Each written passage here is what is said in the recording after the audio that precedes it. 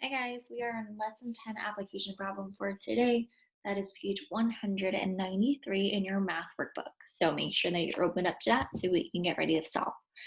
So the problem for today says Andrew, Brett, and Jay each have $1 in change in their pockets. They each have a different combination of coins.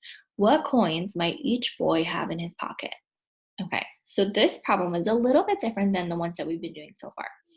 So the information that we know from this story problem is that they each have $1 in change, which means that they have a total amount of $1, or $1 is the same as 100 cents. And when it says in change, that means cents. So we're going to say cents so that we know what that means.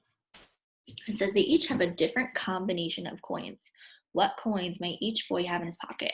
So that means that each of the boys have a different type of coin in their pocket, or a combination, meaning they have some of this, some of that, but it's all different from each other to equal that $1 or that 100 cents. So what we can do is we can show a bunch of different ways to equal 100 cents or $1. So my answer might be different than what you have, but as long as it totals or equals to 100 cents or $1, then you are fine. So let's see, for Andrew, right, I know that there are a few different types of coins. So I know that there are my pennies, which are 1 cent. I know I have my nickels, which are worth 5 cents. I have my dime, which is worth 10 cents, and then I have my quarter, which is worth 25 cents. So I'm going to use a combination of these types of coins to equal that 100 cents to be $1. So for Andrew, what I can do is I'll think to myself, okay, I'm going to use quarters first for Andrew. So Andrew's going to have 25 and 25. That makes 50. Another 25 gives me 75.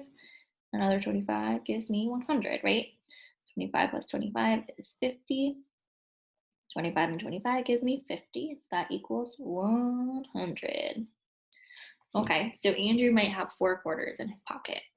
Now Brett has a different combination of coins. So maybe Brett has dimes in his pocket. So let's see. If Brett had dimes, what I would have to do is I would have to count until I get to 100, right? So 10, 20, 30, 40, 50, 60, 70, 80, 90, 100. So let's see, 5, 10, or I'm sorry, 10, 20, 30, 40, 50. So this all equals 50 plus 10, 20, 30, 40, 50. And we know 50 and 50 gives us 100 cents, which is the same as $1. And then my last friend, Jay. Jay has a different combination of coins. Excuse me. So let's think. Jay might have nickels in his pocket. He might have dimes in his pocket. He might have quarters in his pocket. So one way that I could do this too for Jay, maybe Jay has a bunch of different coins in his pocket. So let's see, maybe Jay has 2 quarters. Okay, that gives me 50. So I know I'm going to keep going until I get to 100, right? So maybe Jay has 50 plus 2 dimes, which gives me 20. So that equals 70, okay? And then let's see, maybe he has some dime or nickels. 5, 10, 15.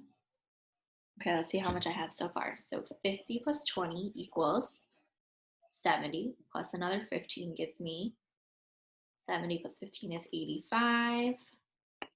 And let's see, maybe he has another nickel.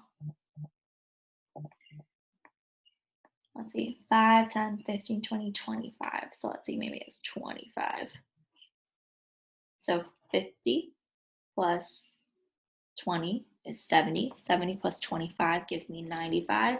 Okay, so now I need 5 more so that I can use 5 pennies.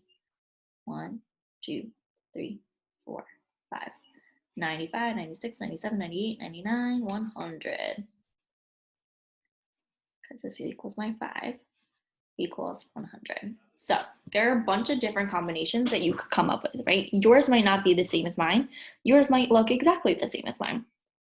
So as long as your total comes to 100, right? Because we know that 100 cents is the same as $1. We could have a different combination of coins. As long as it equals that 100 cents to be equal to $1, then you got it. Great job, friends.